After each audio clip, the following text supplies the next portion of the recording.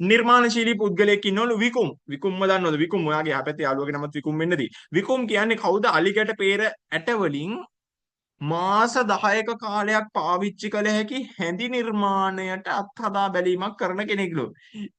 මොකද්ද ළමයි? නිර්මාණශීලී පුද්ගලයෙක්ලු විකුම්.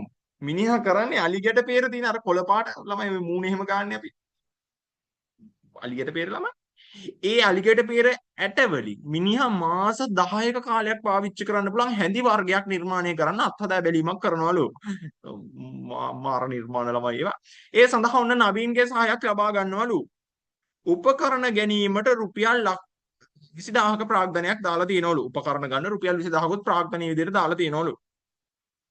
ඔයාගෙන් අහනවා මෙම සිද්ධිය තුළ නිෂ්පාදන සාධක දෙකක් උදාහරණ සහිතව දක්වන්න කියලා. දක්ෂ උදාහරණ දෙකක් සහිතවනේ දක්වන්න තියෙන්නේ. දැන් ඔයා එහෙනම් මෙතන මුලින්ම මෙතන භූමිය තියෙනවා නම් භූමිය කියලා ලියන්න. ශ්‍රමයේ තියෙනවා නම් ශ්‍රමයේ කියලා ලියන්න. ප්‍රාග්ධනය තියෙනවා නම් ප්‍රාග්ධනය කියලා ලියලා ඉස්සරහින් ඉරක් ගහලා තමයි කවුද කියලා ලියන්නේ. දැන් භූමියට වැටෙන්නේ මොකක්ද කියලා උදාහරණේ එහෙමයි ලියන්නේ. try එකක් දෙමුකෝ කවුද කියන්නේ? කැමති කෙනෙක්. ප්‍රාග්ධනය රුපියල් 20000ක් යෙදීම. නියමයි. ඔයා සුපිරියෙක්. ප්‍රාග්ධනය කියලා ඔයා ලියුවා පුංචි ඉරක් ගැහුවා ඊතලයක් වගේ එකක්. රුපියල් 20000ක ප්‍රාග්ධනය රුපියල් 20000ක ප්‍රාග්ධනය ඔයාගේ මට්ටමේදී මුදල් ප්‍රාග්ධනයේ විදිහට සලකනවා. තරුලි ශ්‍රමය මෙන්න ශ්‍රමය කියන්නේ ව්‍යාපාරයේ වෙනුවෙන් යොදවන කායික මානසික දායකත්වයේ ශ්‍රමය. මෙතන නවීන් ලියත හැකි නියමයි. තව ඉන්නවා. ඕනනම් අමාරුද මං කියන්න. ව්‍යවසායකත්වයට කවුද මෙතනින් ගන්නෙ? කවුද ව්‍යවසායකයා මේකේ ඉන්නේ? කවුද සර් ව්‍යවසායකයා කියන්නේ? විකුම් අයිතිකාරයයි. අර නෝට්වල ඔක්කොම තියෙනවා ඈ. මේව ඉතින් දෙන්නම් බලලා තියාගන්න අනිවාර්යයෙන්ම අයිතිකාරයට තමයි අපි ව්‍යවසායකයා කියලා කියන්නේ. විකුම්. මේකේ ළමයි මේවත් තියෙන ප්‍රාග්ධනයේ අපිට මේව ගන්නත් පුළුවන්. හොඳ උපකරණක් තියෙනවා මේකේ. මේකේ වගේ අහනවා අයිතිකාරයා විකුම්ගේ අරමුණු දෙකක්. ව්‍යාපාරයක අයිතිකාරයාගේ අරමුණු දෙකක්. මෙතන විකුම්ගේ නෙමේ මොන ව්‍යාපාරයක වුණත් අයිතිකාරයන්ගේ අරමුණු තුනක් විතර වාට ඉගෙනුවා ගිය සතියේ. එක අරමුණක් කියන්නකෝ තරුණි මට. ලාභී වීම නියමයි රැකියාවේ ව්‍යාපාරයේ අනාගත වර්ධනයත් බලනවා නියමයි ඔච්චරයි හරිම පොයින්ට් එක දීවනම් මේවට ලකුණු 20ක් විතර දෙනවද නෑ දක්ෂෝ මේකට උපරිම ලකුණු 2යි වාට දෙන්නේ හොඳේ මේ එක සිද්ධියක් අධ්‍යයනය කරනකොට ලකුණු 2යි දෙන්නේ ඉතින් ඔයාලා ලකුණු දෙකෙන් දෙකම ගන්න බෑද මේ මෝඩ ප්‍රශ්නෙට මේකේ අයිතිකාරයා අයිතිකාරයා ප්‍රාග්ධනයට තියෙන උදාහරණ ලියලා මේකේ ලකුණු දෙකක් ගන්න බෑද හරි ලේසි හොඳේ හරිම ලේසි හරිද මේව නම් වරද්ද ගන්න එපා දක්ෂයෝ මෙන්න අපි යනවා 10 වෙනි ප්‍රශ්නෙට. මහා පරිමාණ සුපිරි වෙළඳසල් ජාලයක් හිමි අරවින්ද. මිනිහට ෆුඩ් සිටි තියෙනවලු, අරවා තියෙනවලු, මෙව තියෙනවලු ළමයි. ගනුදෙනුකරුවන්ගේ අවශ්‍යතා හඳුනාගෙන වට්ටම් තීරණය කිරීම සඳහා කෘත්‍රිම බුද්ධිය හා රොබෝවරු යොදවා ගැනීමට තීරණය කර ඇත. මහා පරිමාණ සුපිරි වෙළඳසල් ජාලයක් හිමි අරවින්ද ගනුදෙනුකරුවන්ගේ අවශ්‍යතා හඳුනාගෙන ඩිස්කවුන්ට් එක දෙන්න කොහොමද කියලා AI පාවිච්චි කරනවලු. ඔයගොල්ලෝ දන්නවද ඔයගොල්ලොන්ට Google Gemini ෆ්‍රී හම්බෙනවා දන්නවද දන්නේ? පොඩ්ඩක් ඇලර්ට් එකේ ඉන්න ළමයි AI හම්බෙනවා ඔයගොල්ලොන්ට නොමිලේ හොඳේ. රොබෝරු ඉන්නේ ෆුඩ් සිටි වල හරිද? මේකේ තියෙන සුපිරි වෙළඳසැල අයිති වෙන්නේ මොන ව්‍යාපාර සංවිධානයටද දක්ෂ ළමයිනේ. සුපිරි වෙළඳසැල. ඒක පුද්ගල ව්‍යාපාර. අපිට මේක ඒක පුද්ගලයෙකුට තමයි ගන්න වෙන්නේ ළමයි. මොකද මේකේ මේ විශේෂ මුකුත් සඳහන් කරලා නැහැනේ. දැන් මේක ගන්න බැරි තරට තොග වෙළඳාම සිල්ලර් වෙළඳාමට බෑ ඒකට ගන්න බෑ ළමයි මෙතන අහන්නේ සංවිධාන වර්ගයේනේ අපිට ඉතින් ඒක පුද්ගලයකට තමයි මේක ගන්න වෙන්නේ ළමයි පෞද්ගලික අංශයට අයිති ඒක පුද්ගල ව්‍යාපාරවල තමයි ගන්න වෙන්නේ ළමයි හරිද වෙන විශේෂ මොකුත් පැහැදිලි කරලා නැහැ අපෝ ඔයාගෙන් හරි මෝඩ ප්‍රශ්නයක් අහනෝනේ ඊයත සිද්ධිය ඇතුළත් තාක්ෂණික පරිසර සාධකයක් අහනෝනේ තාක්ෂණික පරිසර සාධකයක් තාක්ෂණික පරිසර සාධක මොනවද ළමයි තාක්ෂණික පරිසර සාධකයක් කියන්නකෝ ඉගැන්වුවේ නෑ නේද තාක්ෂණික පරිසර සාධක. මෙතන තියෙන තාක්ෂණික පරිසර සාධකයක් කියන්නකො ළමයි. වට්ටම් තීරණය කිරීම සඳහා කෘත්‍රිම බුද්ධිය යොදා ගැනීම. කෘත්‍රිම බුද්ධිය සහිත රොබෝවරු. බුද්ධිය හා රොබෝවරුන් යොදා ගැනීම. ලියමු හොඳේ. නියමයි. මේකේ ඒක තේරෙන්නේ නෑ නේද තාක්ෂණික දැන් ඔයා ආර්ථික පරිසරය දන්නවනේ උද්දමනය පොලි අනුපාතය ආදායම් ව්‍යාප්තිය ඉතුරුම් ඔය ටික දන්නවනේ. ඉතින් ඒ කියන්නේ ආර්ථික පරිසරය ඇතුලේ තියෙන සාධක. ඉතින් තාක්ෂණික පරිසරය ඇතුලේ තියෙන සාධක තමයි පුතේ මේ කෘත්‍රිම බුද්ධිය. රොබෝවරු. ඕවා ඉතින් තාක්ෂණික දේවල් නේ ළමයි. ඉතින් ඕවා තමයි අපිට සාධක විදියට ලියන්න තියෙන්නේ.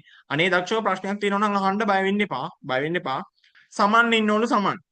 සමන් කියන්නේ යාගාව ඉතිරි කරගත්ත මුදල් යොදවලා ෂයින් බේකරිය පවත්වාගෙන යන කෙනෙක්ලු. ෂයින් බේකරිය දන්නව ෂයින් බේකරිය. බේකරිය ළමයි මේ පැටිස් මාළු පන් ඒවා මේවා තියෙන ෂයින් බේකරියේ. සමන් එයාගේ ඉතිරි කරගත්ත සල්ලි ටිකක් දාලා තමයි ෂයින් බේකරිය පවත්වාගෙන යන්නේ.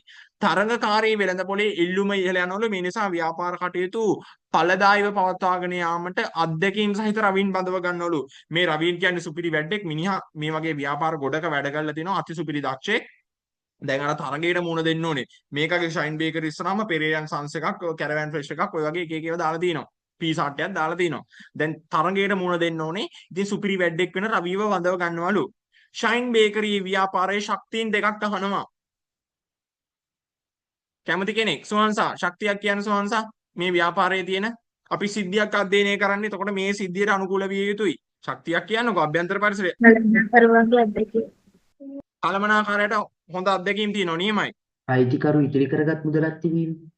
අයිතිකාරයට හොඳ ප්‍රාග්ධනය තියෙනවා ළමයි. ඉතිරි කරගත්ත මුදල් තියෙනවා කියන්නේ මිනිහා සල්ලි තියෙනවා ළමයි. වියදම් කරන්න පුළුවන් හොඳට. නියමයි. ඔය තියෙන ළමයි මේව කරලම තමයි ළමයි පුරුදු වෙන්න ඕනේ. හරිද? ෂයින් බේකරියේ ව්‍යාපාරයේ කෙරෙහි උනන්දුවක් දක්වන ඉහත සිද්ධිය සඳහන් පාර්ශව දෙකක් ලියන්නලු. අපෝ ඒයි. මේ වගේ ඒවට අපි ටක් ගාලා උපරිම ලකුණු ලැබෙන විදිහට උත්තරේ ලියමු. ටක් ගාලා දැන් මෙතන කියන්නේ ඉහත සිද්ධිය සඳහන් පාර්ශව දෙකක් නේ.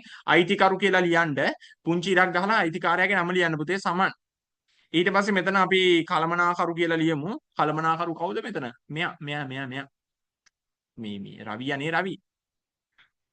අයිතිකාරයා කියලා ලියලා තිනවා ඒකගේ නමක් ලියලා තිනවා. සිද්ධියක් නේ අධ්‍යයනය කරන්නේ. අපි මිස්ටර් පෙන්වන්න ඕනේ ඔයා සුපිරිම දක්ෂයෙක් කියලා. හරිද? බොහොම කෙටියෙන් අයිතිකාරයා කියලා කියවොත් සුටුස් කාලීරක් කියවොත් සමන් කියලා දාන්න.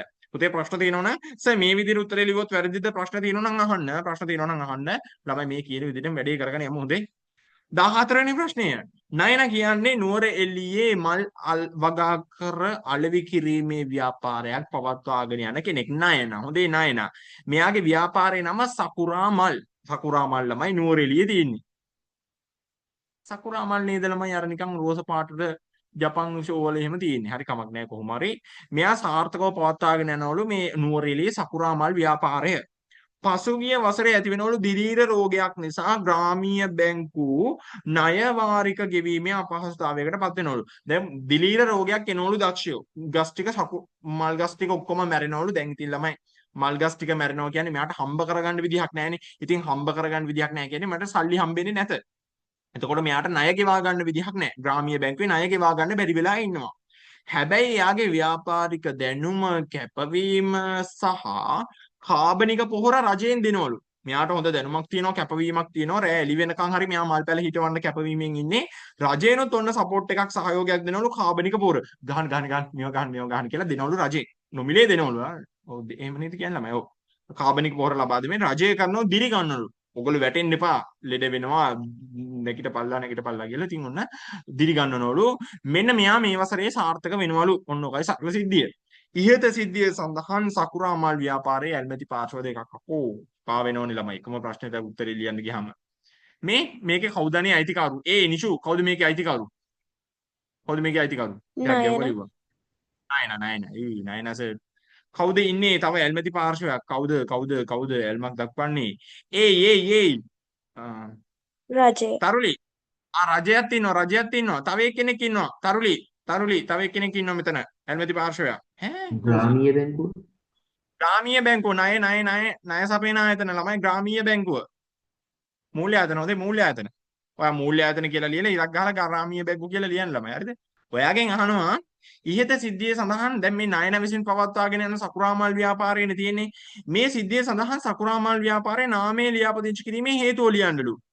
මෙයා අහන්නේ මේක ලියාපදිංචි කරන්න පුළුවන්ද බැරිද කියලා. ඔයාට කෙලින්ම කියනවා මේ හේතුව කියන්නේ සකුරාමල් ව්‍යාපාරේ ලියාපදිංචි කරන්න ඕනේ හේතුව කියන්නේ කියලා කියනවා.